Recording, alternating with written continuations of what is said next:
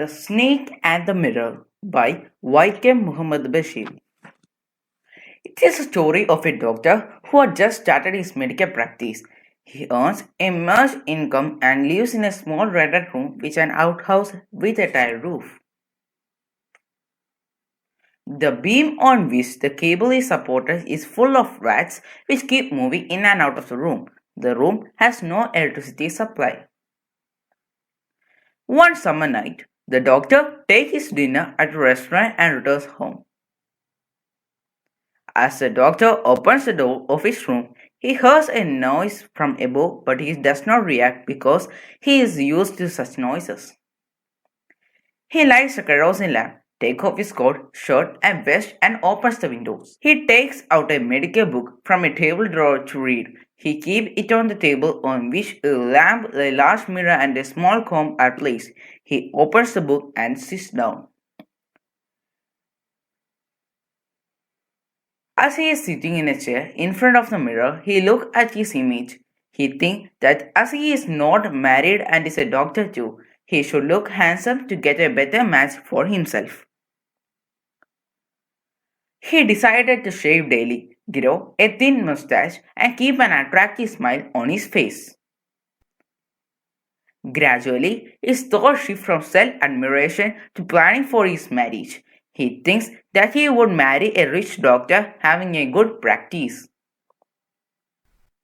He would choose a fatty lady as his wife so that she would not be able to run fast and catch him in case she cases him for doing some mistakes. He is so engrossed in daydreaming that he does not pay attention to sudden silence. The rats have stopped scampering and there is a sound of something falling behind him. It happens so instantly that he does not get any time to react. By the time he turns around to see, a snake has wriggled over the back of the chair and lands on his shoulder. It coils around his left arm so firmly that his arm strikes etching. It is a dangerous cobra with his hood spreading out, hardly 3 inches from his face. He sits there like a stone statue, afraid to move, lest the snake may bite him. He thinks of various medicines he has to take in case the snake bites him. In this moment of fear of death, he realizes the god had punished him for being too proud and arrogant. The moment he accepts his true worth, the snake turns his head and looks into the mirror. The doctor thinks that maybe the snake is attracted towards its own beauty. It is why it is looking so carefully in the mirror. Slowly it draws off its body and creeps onto the table and moves towards the mirror as if to enjoy its reflection in the mirror closely.